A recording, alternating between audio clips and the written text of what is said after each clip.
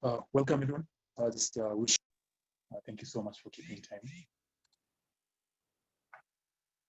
Thank you all for keeping time. I hope you can all hear me well.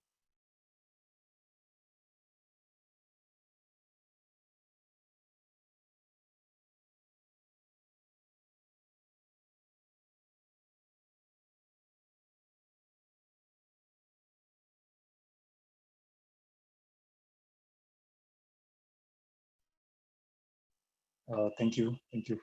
Yes. So good morning. On the human rights impact of COVID-19.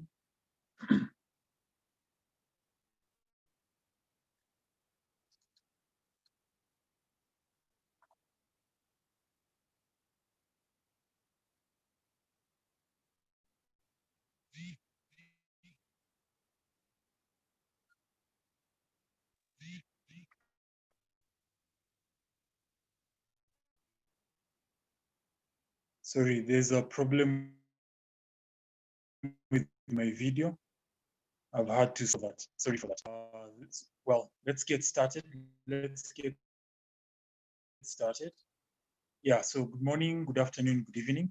As I said earlier, my name is Dennis Dome, and I'm a researcher at Equidem. We're here today to launch a new charity called Equidem, and our report, The Cost of Contagion, on the human rights impact of COVID-19 on migrant workers in the Gulf. This report contains the voices of over 200 women and men working in low-wage jobs in the Kingdom of Saudi Arabia, the United Arab Emirates, and Qatar.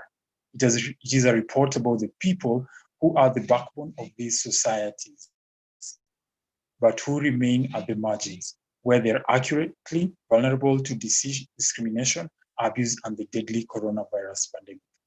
I would like to ask you to please observe a 1 minute of silence. Next 10 seconds. So kindly, let's observe 1 minute of silence for all the women, men, and children who have lost their lives to coronavirus.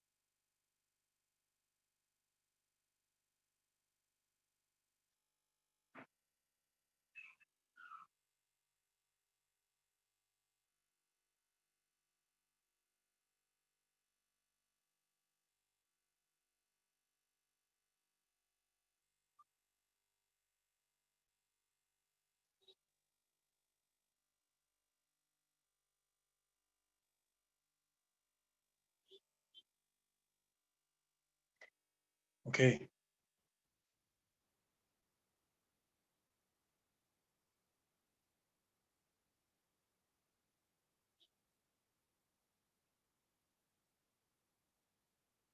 Okay.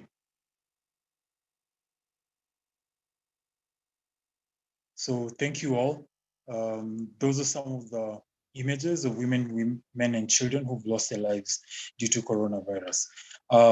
In terms of the event today, the event will flow as follows. First, my colleague, Mustafa Qadri, will introduce Equidem. And after that, Namrata Raju, who is our labor expert, shall present findings of our report. Then immediately, we shall then go into a pre-recorded message from a worker in the Gulf. We shall then be followed by responses to a report from UN expert. This is Professor Surya Deva, so thank you for being with us. Then finally, we shall close with time for questions from the media and anyone else who has a question. So thank you very much. I would now like to hand it over to my colleague, Mustafa, to proceed. Thank you.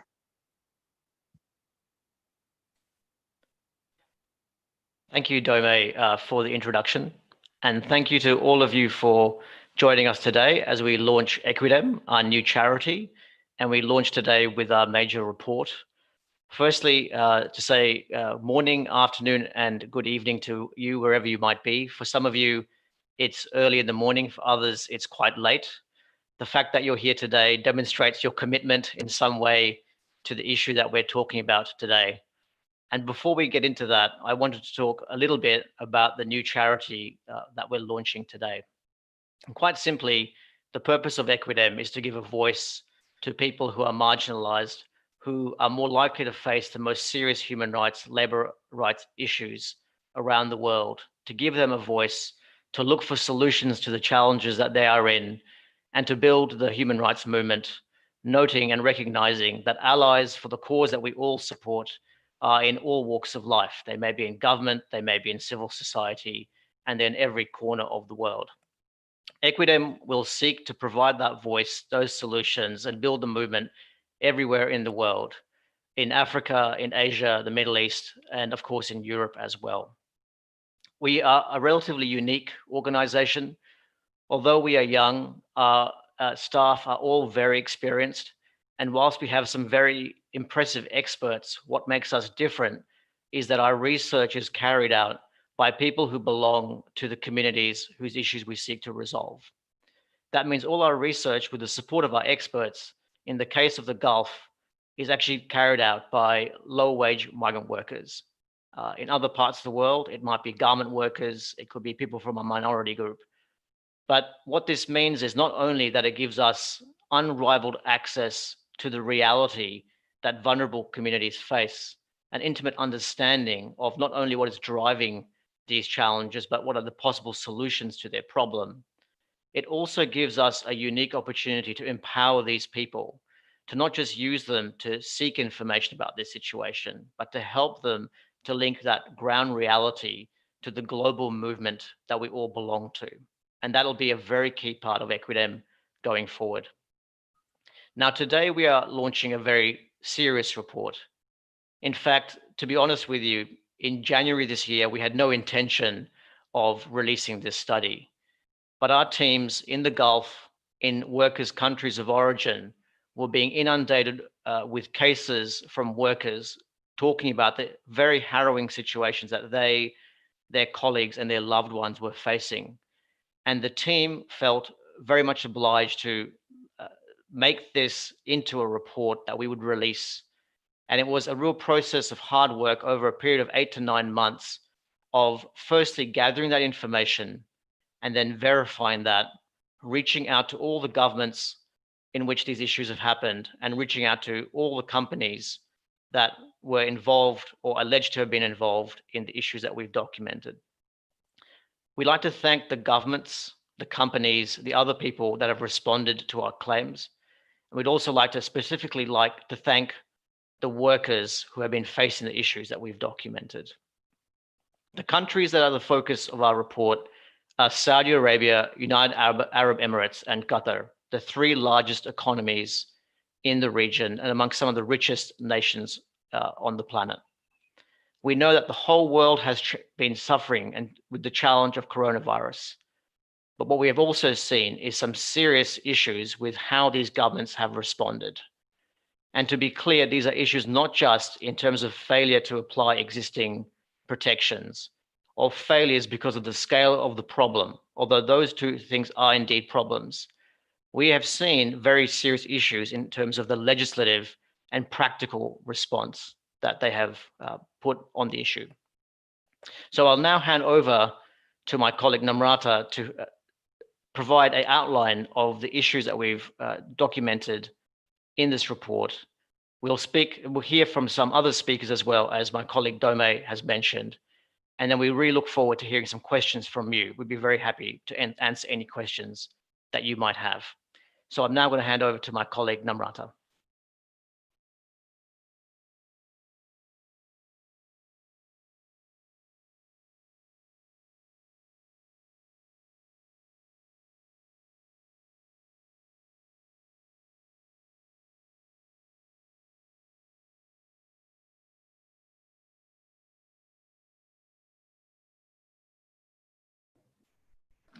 Hello, everyone, and thank you so much for being with us here today as we launch our report and our charity and this very important piece of work. So let me start by letting you know how exactly we did our research. So from the time the pandemic commenced around March, our team decided that we ought to really collect some data on this and how this has impacted the lives of workers on the ground, particularly in the GCC. So over the period of 8 months, our team has spoken to over 200 workers, all migrant workers who are low-wage workers in the 3 destination countries of Qatar, Saudi Arabia, and the UAE. All of these interviews were conducted on a one-to-one basis. They were done either face-to-face or over the phone. And in addition to this, we tried to ensure that we spoke to workers' families, the business community, and government officials. So what we're presenting to you today is a culmination of all of that research over a period of 8 months.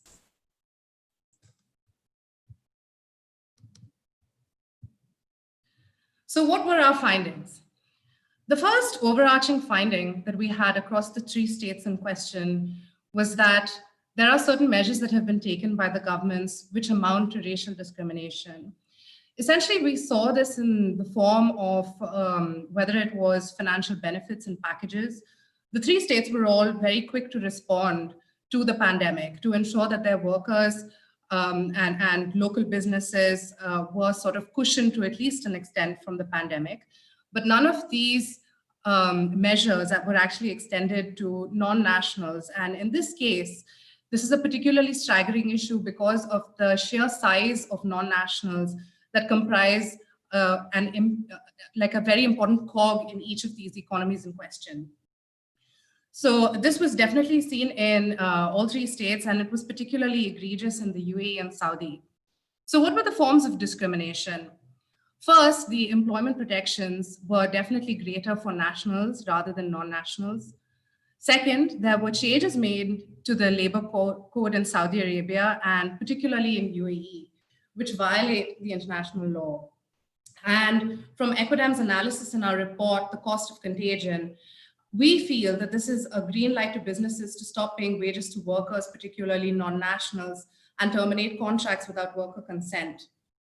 The consequences we saw were rather wide-ranging, and this was something we saw repeatedly across all of the 200 interviews.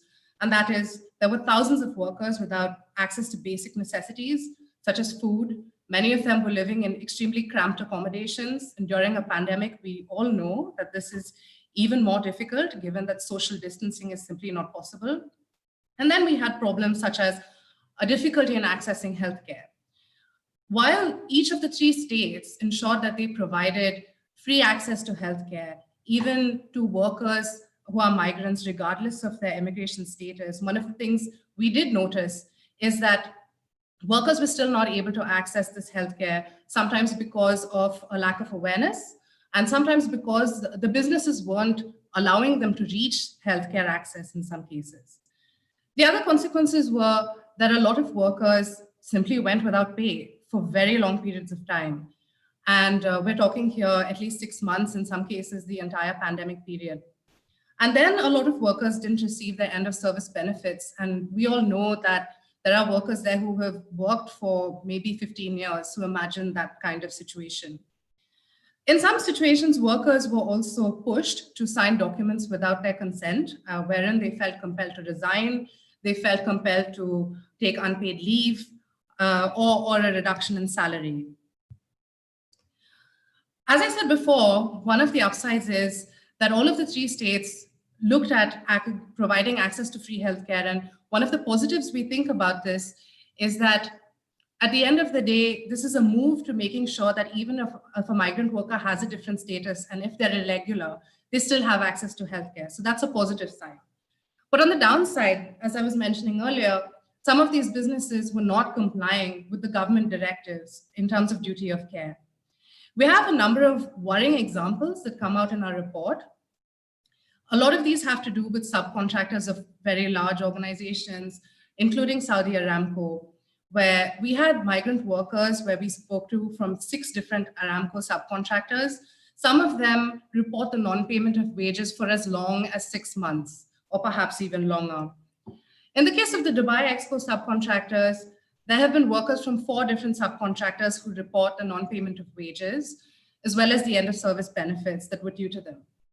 And finally, there was a fee for subcontractor where some of the workers say that they were subjected to exploitation and physical abuse. And one worker may even have died on account of an inadequate response on him having contracted COVID. So what are our recommendations? First is that we strongly propose, on the basis of our analysis with 200 plus migrant worker interviews, that these changes in the labor code are looked at again so that we end racial discrimination. For some context, what has happened in the UAE is that Resolution 279 and 280 were passed. Resolution 279, essentially, on the one hand, there are 4 subcategories of what this involves. The first is that it introduces a remote working system. The second is it allows migrant employers to grant migrant workers paid leave. And then the more problematic issues, which is number 3, it grants workers unpaid leave. And number 4, that workers' wages are allowed to be reduced permanently by the employer.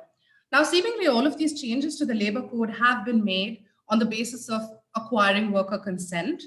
But most unfortunately, worker consent very often is an illusion in these contexts because of a lack of union representation. And for a very long time in international forums, we have been speaking of the need for unionization and worker representation. This report highlights the absolutely imperative and pressing need to do so in the context of Saudi, the UAE, and Qatar. Although we do see some strides being made in this direction in both Qatar and the UAE, Qatar and Saudi Arabia, my apologies.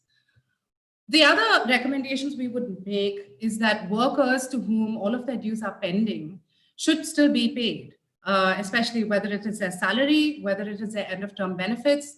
And in some cases, workers have been facing deductions even to things like their food allowances. And in some cases, workers falling sick have been facing sick leave deductions. We also need to ensure that worker awareness is increased in terms of their rights in pandemic healthcare. An example I was giving earlier was that of free healthcare being made available with workers still not being able to access it. Then we have ensuring that workers have the right to citizenship and nationalization.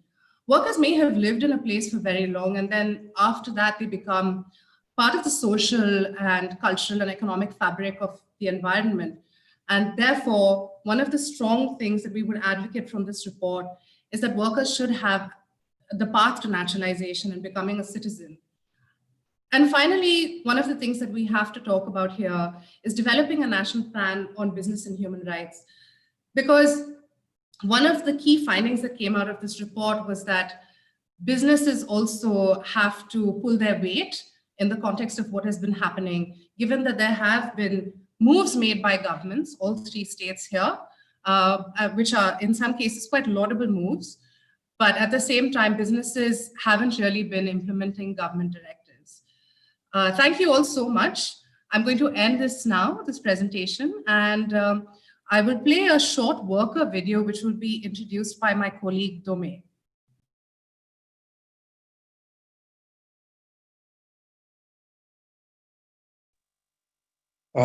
Thank you, Namrata. Thank you for that. Yeah, so I would like to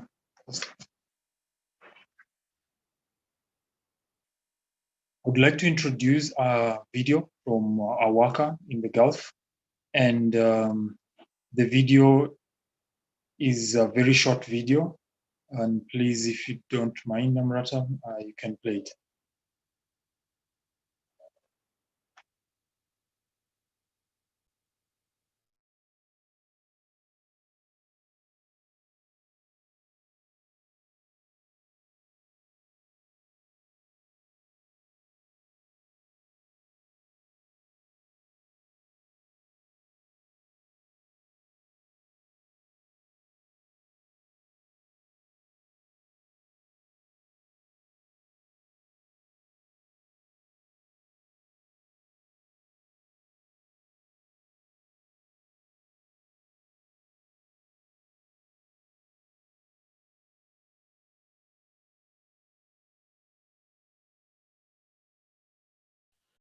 Sorry, Namrata or Dome, could you unmute because we can't hear the sound? And then we can start again. Apologies for that. I thought it was streaming. Just give me a second. I'll redo it. Thank you. Apologies for the inconvenience, everyone. Just a second.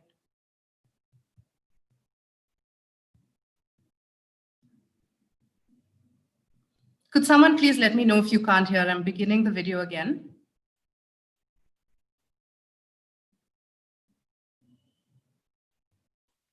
Yeah, there's still no sound. What I can do is I can try from my side if I can play that. Yes, please, if you could. Sure.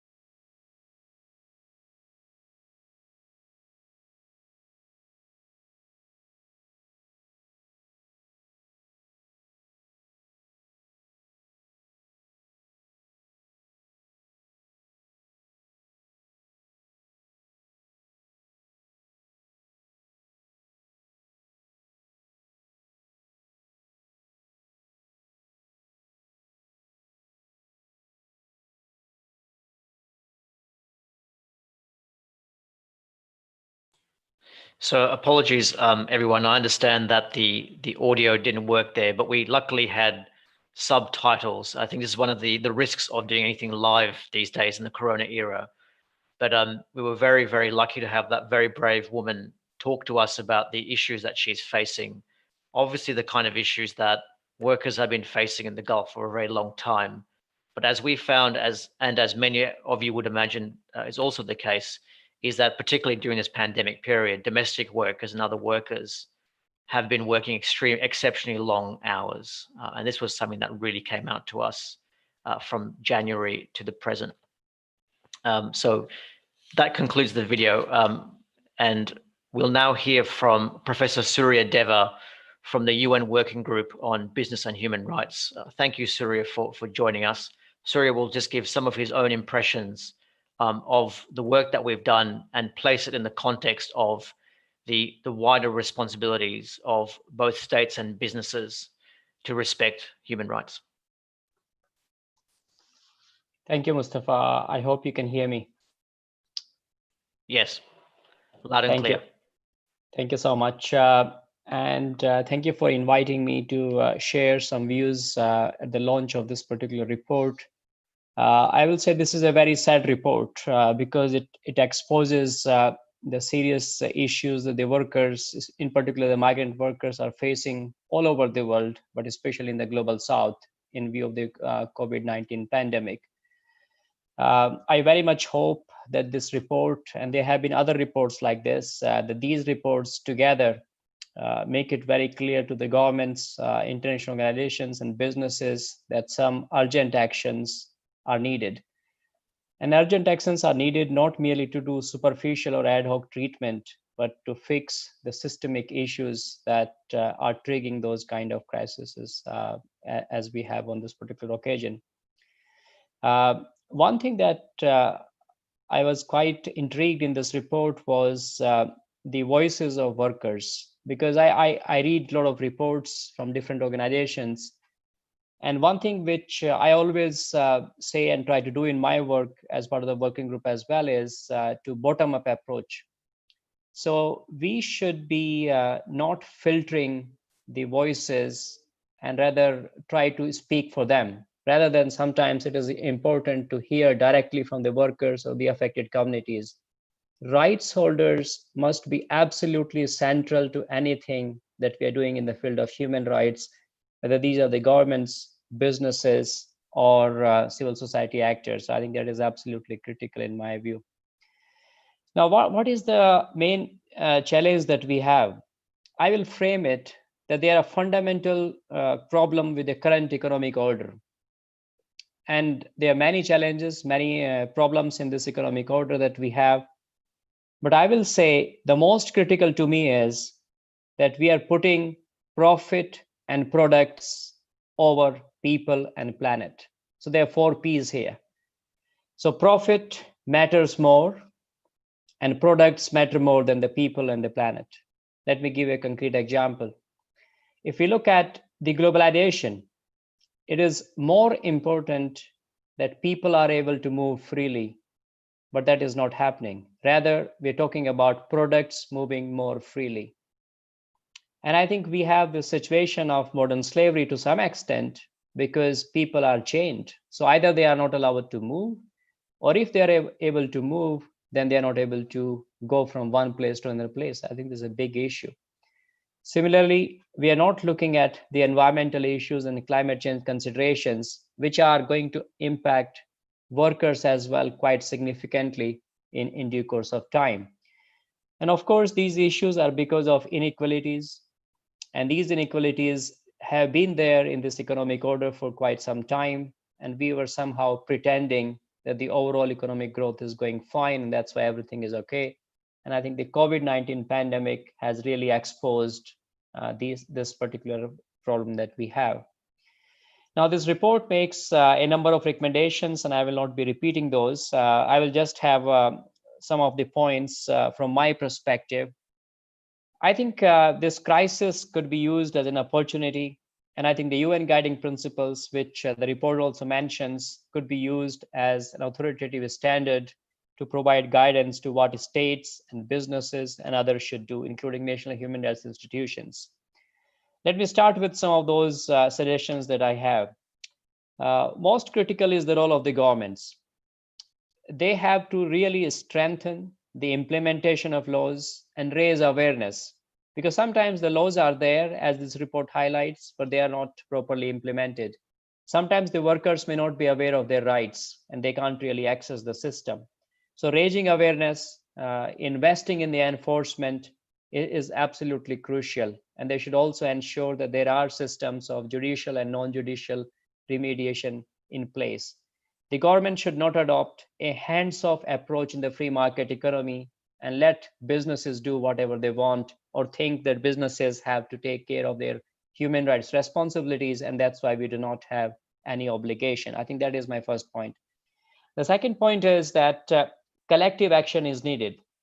In many of these cases, 2 countries are involved. Sometimes there could be more than 2 countries are involved, and that's why bilateral and regional approaches are absolutely critical. In this particular context, the upcoming G20 meeting should also be a good opportunity to highlight for these governments to work together to deal with these issues of migrant workers, because migrant workers are very critical to the economy of certain countries, especially the countries that are covered in this particular report. My third suggestion is for businesses that they must conduct human rights due diligence. And increasingly, Pillar 2 is going to become binding. That is becoming very clear now, because businesses are not responding to the voluntary initiatives well. And that's why in Europe in particular, you have the binding initiatives coming. And I think the impact is going to be on companies, not just in Europe, but globally. I think that is something businesses should take seriously now. And they should collaborate with civil society actors, trade unions in particular, to do meaningful impact assessment, not just a tick box or symbolic exercise. They should also try to establish operational level grievance mechanisms, hotlines in the languages that workers understand. And of course, there has to be this element of confidentiality And one thing they have to ensure is that there is no intimidation or retaliation against those workers that have been targeted. My last point, and I think that is something perhaps a report like this could have done better in future, is differentiated impact.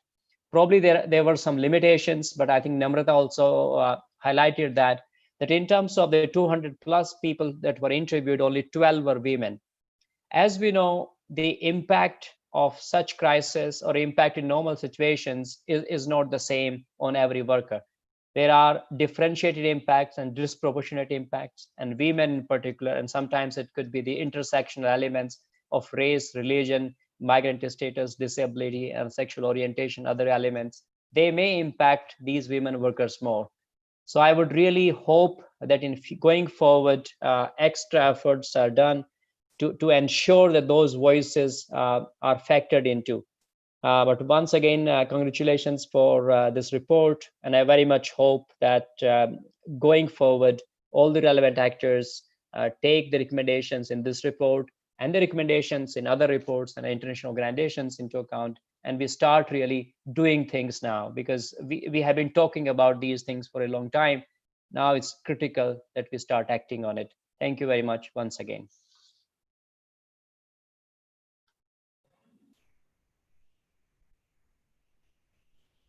Thank you so much, Professor Surya Deva. It's such a pleasure to have you here with us, and some very insightful comments from you. We're very much on the same page here and echo all of your comments on the necessity of, for example, business alignment with the UN guiding principles.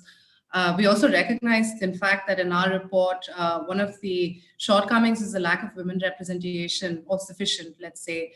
And honestly, part of this is also because of the gender nature of work. Because what we have realized is, say, for example, if we look at construction, it's more likely that in certain types of heavy lifting jobs, it's more likely that there are men than women. But of course, that is no excuse to not do further work on this subject. I mean, women and definitely other genders as well. Now, I would like to invite our entire audience. Thank you so much for the launch of this report here today, which is very special to all of us and this team. And we're looking forward to building this movement with you together.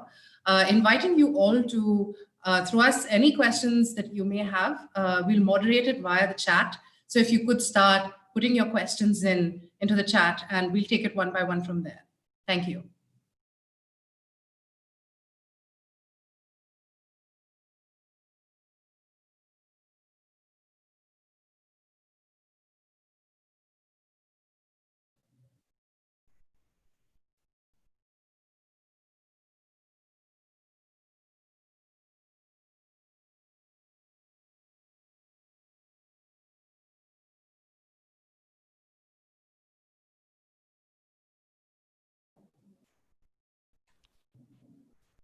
Hi, everyone. This is Mustafa Qadri here.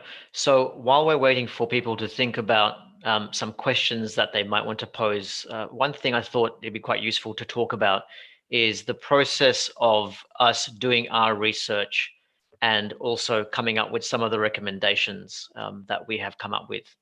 One thing that became really clear from the outset of this pandemic was, firstly, the level of anxiety that workers have had, just like all of us have had, about what is the nature of this virus. You know, how do you get it? How lethal is it? What steps do you take to avoid it? Now, of course, that's true for all of us. But if you put yourself in the shoes of a worker that is likely to be in a situation of living in a very crowded accommodation site, living in one room with other people, having a very long job, where access to medication, to adequate food, other support services are very limited. What really came out in the testimonies, and some of them we've shown you today, is just a level of not just the fear of this virus and the need to give them the right to access to healthcare, but also the psychosocial impact. That was something that really came out. What we tried to do in this report is put as much of the workers' voices in that document. Even though in some pages we could have perhaps removed some of those cases because there was repetition, but we felt very strongly that these workers deserve to have their voice heard.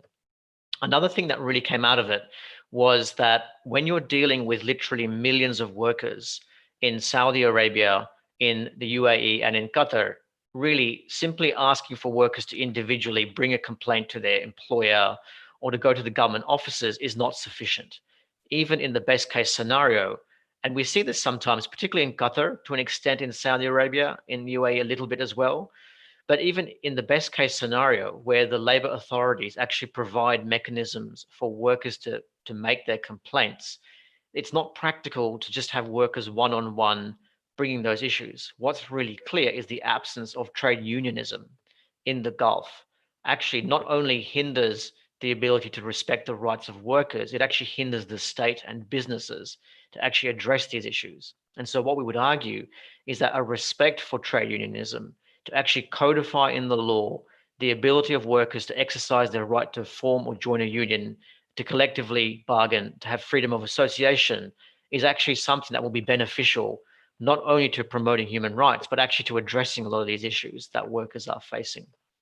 The other thing that really came out was, of course, just how stark the legislative changes were from a human rights perspective, that particularly in the United Arab Emirates, that the laws were clearly on their face, guilty of racial discrimination. And you saw something similar, perhaps not as stark, but very similar in terms of racial discrimination in Saudi Arabia also. And then what we see is that from the evidence that we've gathered, that once those laws are passed, it effectively acted, whether deliberately or not, we don't know that, of course, but it acted in practice as a green light to business to effectively weaken standards, to exploit workers, to not pay them, and to treat them in a way very differently to how they would have treated nationals or high wage migrant workers. So I see there's quite a few questions there. I'll hand over back to Namrata if you want to respond to any of these questions, read them out, and then I can jump in also if anything is sort of relevant for me to answer. Sure, and thanks so much for that, Mustafa. Actually, Cindy has just mentioned, could we see the people on the big, because as of now, it's just a blank screen. So perhaps we can turn on our videos. Hi, everyone. Let me just quickly look at what questions there are in the chat. Thank you again, everyone. It really is an honor for us to have you all here.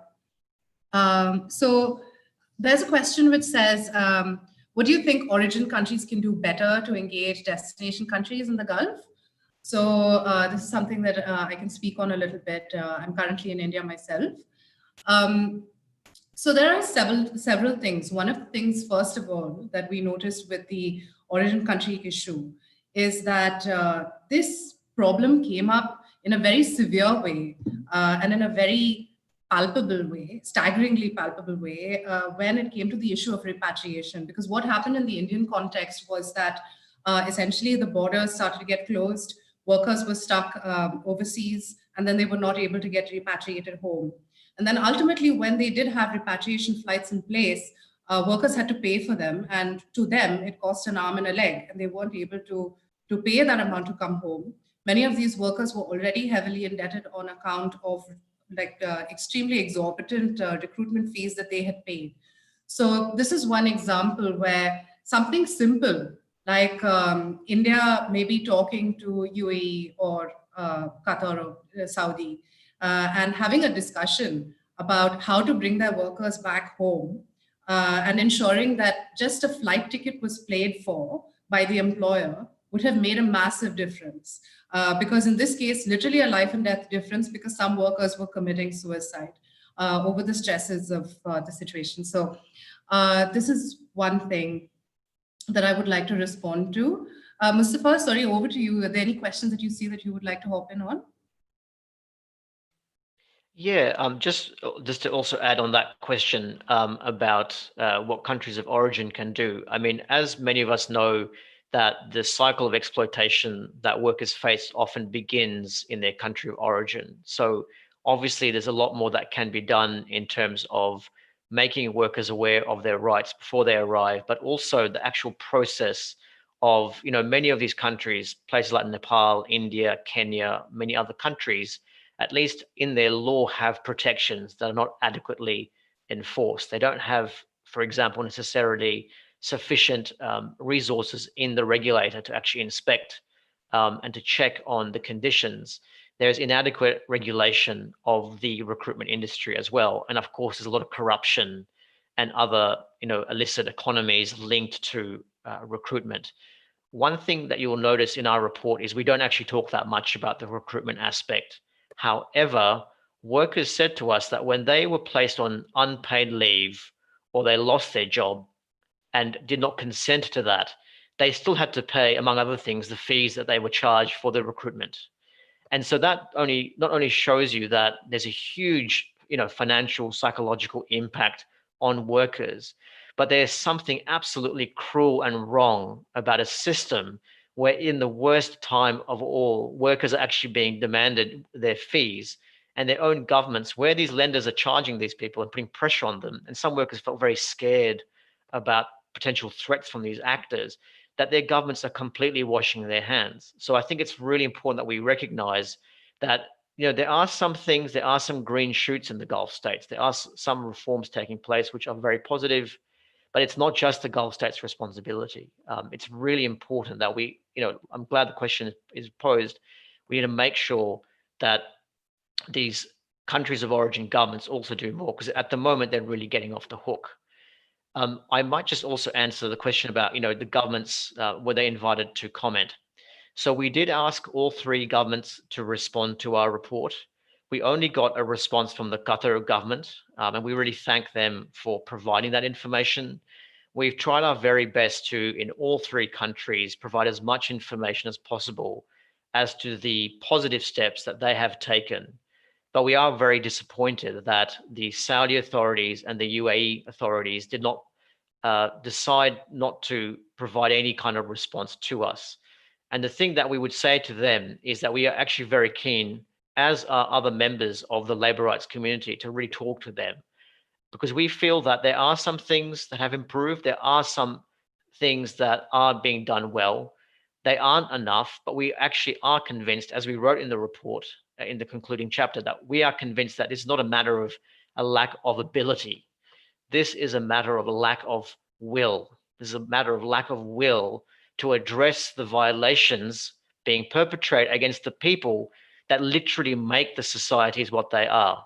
If you look at the biggest buildings in this country, the shiny spires, if you look at the cars, the hotels, the houses, literally in every aspect of life in the Gulf, migrant workers are the critical people, and those people are being let down. So yes, we did write to all the governments, but unfortunately we only got a response from the Qatar authorities. And I think the one key thing also to say there is that one big difference is the Qatari authorities do have a relationship with independent international human rights and labor rights observers. That's not to say that challenges and issues remain there, and we obviously talk about that in the report. But one very significant difference is in Qatar, you do have that conversation happening. You do have the ILO, the International Labour Organization, present in Qatar. And we're also very encouraged by the noise in Saudi Arabia that they will, by March next year, actually remove key components of their kafala, basically labor regime, that we feel if those things were done and adequately implemented, that would potentially be a very significant positive reform.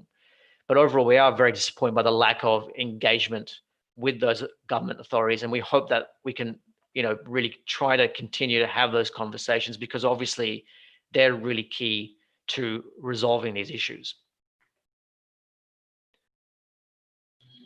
Thanks, Mustafa. And I'm going to respond to this question here, which asks, what type of information were we able to get in terms of support given to migrant worker communities during the lockdowns, especially targeted lockdowns that in specific worker areas in Qatar and the UAE?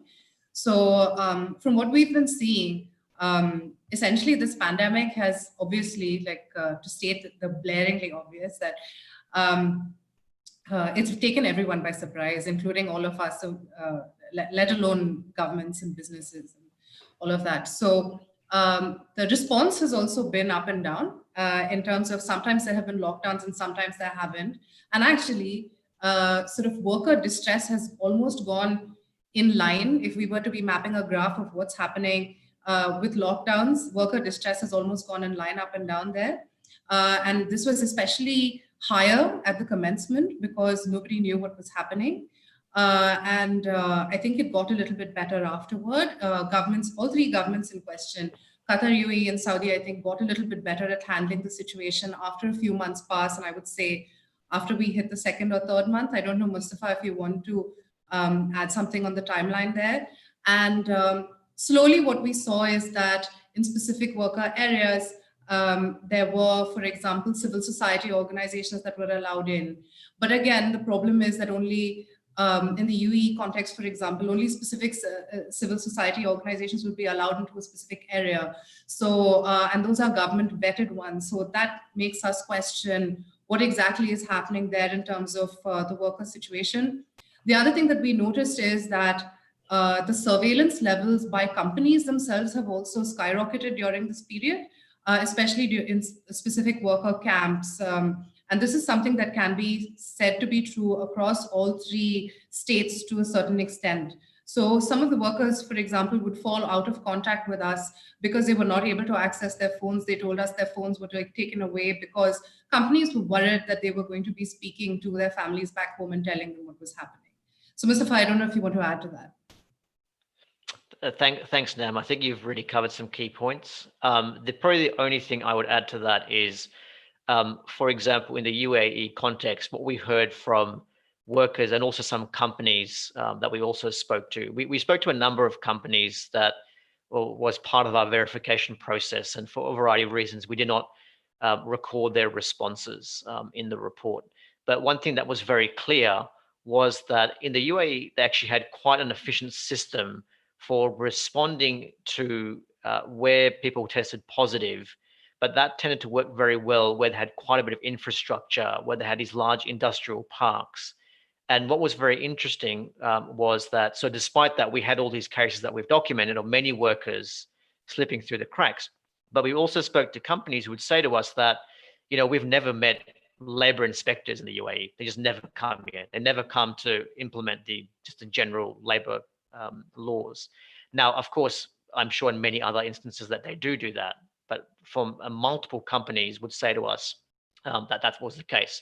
Now, these are not the companies that we implicate in abuse in our report. These are other companies that, you know, we spoke to on background to get a sense of the context. But what was very interesting from them was that the government recognized that coronavirus is a really serious public health crisis, and therefore they need to respond. And that's why we feel that there's a clear evidence of their capacity to actually provide inspection, to enforce standards when they have the will. But at the same time, those people were not looking at other labor infractions. And certainly when it came to very large projects, very major companies, that certainly wasn't happening. And that links quite well to another question, which is asked about the healthcare provision, the free access provided in the context of Corona, which we think was a very positive thing and should be built on. And we see that Qatar has actually specifically said that they will do that, which is a very positive thing if it happens. But the answer is no. As far as we could see, this was not leading to a wider provision of healthcare. It was very much about dealing with Corona. And I think the proof in that pudding is the fact that if you look at the quarantine center conditions, the ones that we've documented, where clearly the quality was very, very poor. I mean, I wonder whether, Namrata, you want to put up some of the photos that we have of some of the quarantine facilities where it's quite clear that there's no social distancing. We have a photo of the meal that's provided to a worker in quarantine. These are workers that have tested positive. And so that shows that, in fact, the focus was on dealing with infection in the general population and less on actually the welfare of the individual migrant workers that were being dealt with. And so for us, again, when you link that to the legislative changes, which we feel amount to racial discrimination, it demonstrates a degree of callousness, which, you know, of course, we have become very used to seeing that in the Gulf. But in the context of the coronavirus pandemic, it really has exacerbated that. And just one other question about the G20, while Nam is getting that up, is I think it's a really good question about the G20 and how we can leverage that. So we've deliberately launched this report with the G20 summit happening starting from the next few days.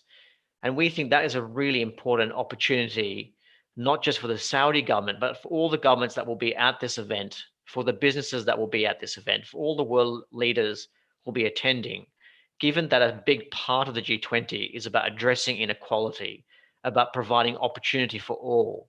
Well, we feel there's no better opportunity than this one to really turn that aspiration into a reality. And whilst today we are talking in terms of solutions, that two key ones is to respect the right to trade unionism for migrant workers and to give migrant workers a path to becoming nationals. And we recognize that these things may take time.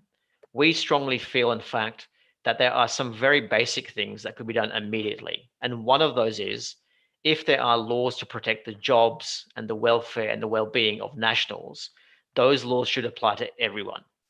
That should apply to everyone. There's no reason why there should be two different systems. And so that is something that we think and we hope that members of the G20, people who will be attending this event, can also be pushing for. And it's something that Saudi Arabia itself can see as an opportunity for itself to actually apply, because we think that's an immediate solution. Of course, it will take effort to implement it widely, but those are simple things that can be done straight away. So as you can see in this photo is, if we get it back, that was a quarantine facility. We interviewed workers, both male and female, at quarantine facilities. This is from Qatar, but in fact, the issues were very similar in Saudi and UAE. We just did not get photos where, as you can see, workers, in fact, were very close together. Now, just to really stress to you here that this is a photo from a center which is housing hundreds, if not thousands, of people who have tested positive to COVID. And we know that even if you have COVID, one of the guidelines is to have social distancing, that the concentration of the virus increases the risk of death. You can see that these conditions are really, really appalling. Nam, do you have also the picture of the workers standing very close to each other?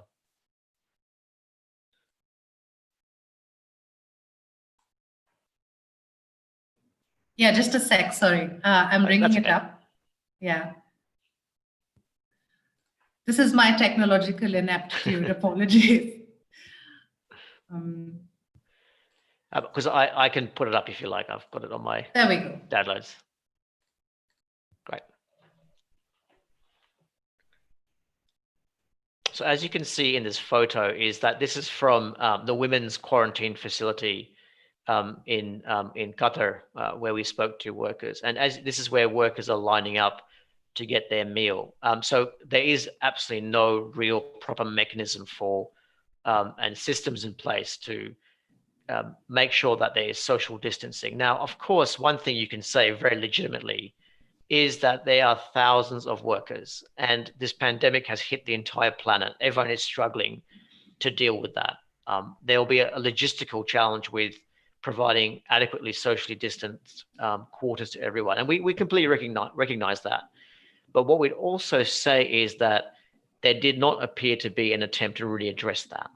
And we're talking about here, this picture from, I think it is July, so a number of months before the pandemic had really hit. So there would have been time to really address that. But workers themselves also felt extremely anxious about this. Workers were keenly aware that the conditions that they were being kept in were not adequate for them. And so what we would say that this is a very serious issue. It really needs to be dealt with. Thanks, Mustafa. And sorry, we have a few more questions, but quite a few more questions, but very quickly, I'll address the question again about women. I do think that it's true on average that it has been more difficult to reach women.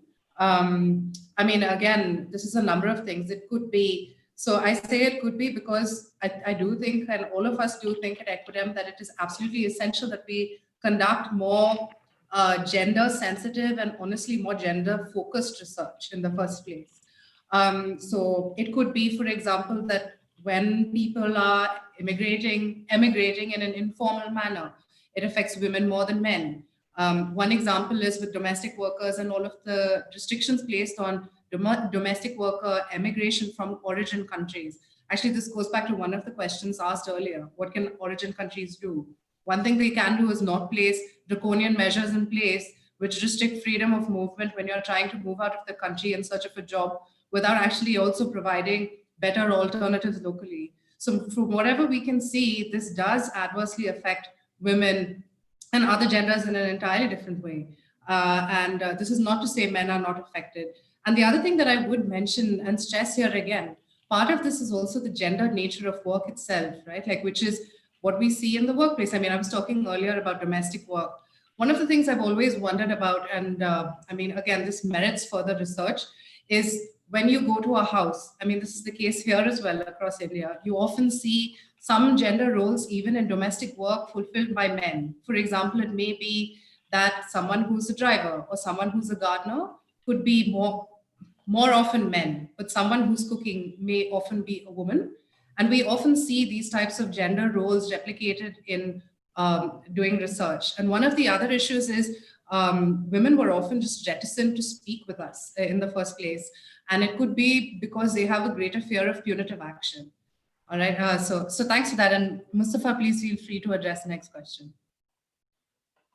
Thanks, Namrata.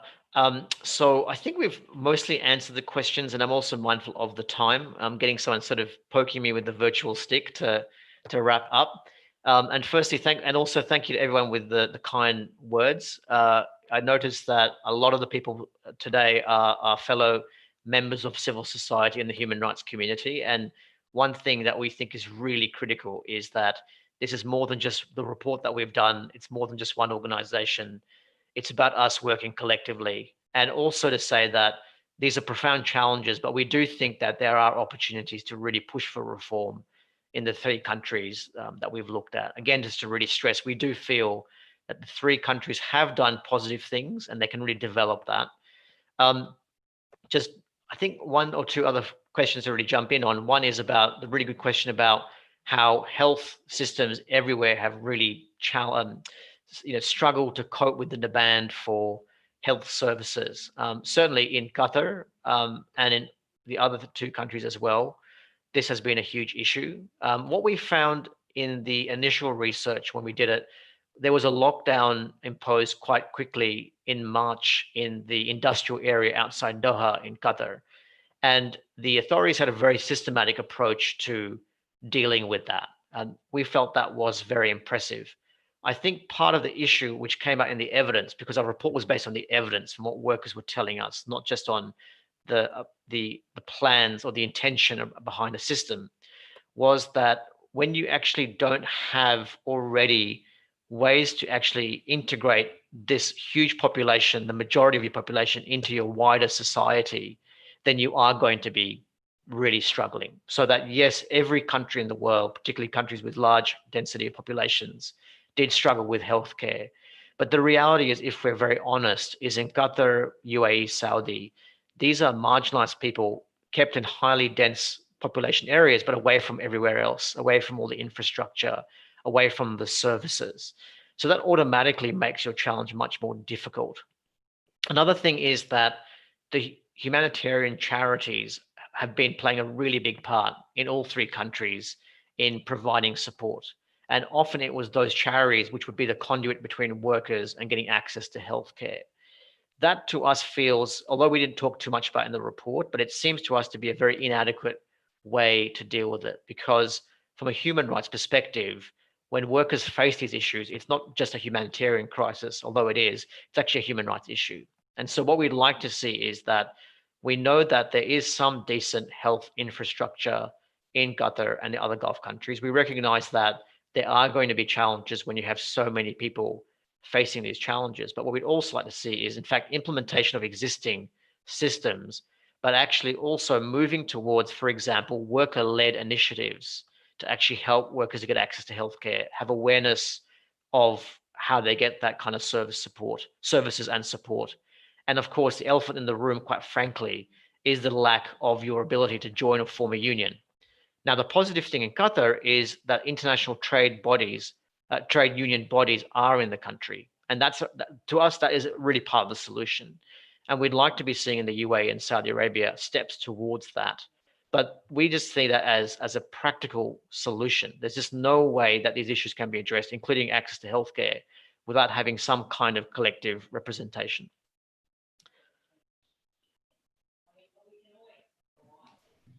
So I think we should wrap up. I think we should wrap up. We can all talk about this till kingdom come. But thank you all for being here. And Mustafa, over to you for closing remarks, if any. But thank you, everyone. Thank you, Namrata. Firstly, also just to apologize on behalf of Dome. Unfortunately, there was some connectivity issues where he was, but he sends his apologies for not being able to contribute. But firstly, to say thank you so much to all of you for joining our call today. Thank you to Professor Surya Deva for your really insightful remarks. As always, we appreciate that, and also the critical feedback. And also, most importantly, thank you to the women and men who took the time, and often with great risk to themselves, to speak to our researchers. Thank you to our researchers themselves, who unfortunately we cannot show to you today, but who are really the backbone of this work and who are the most remarkable people. And it's a real privilege for us to work with them. Our website is now live, so is our report. And over the next few days and weeks, we'll be releasing more information about our plans. And this certainly isn't the end. This is just the start. We know that the worst part of the pandemic may have been at the beginning of the year. We know that there was a shock to the system, to the whole world, that now people are slowly starting to address that. But we hope that people recognize that whatever happened in the months before, they're still live in the minds of these workers. So we'll be working very closely with other civil society, including people on this call, to make sure all the cases that we've documented, that we find ways to help those workers to get the wages or the justice that they need. But from me and from the whole Equidem team, thank you again.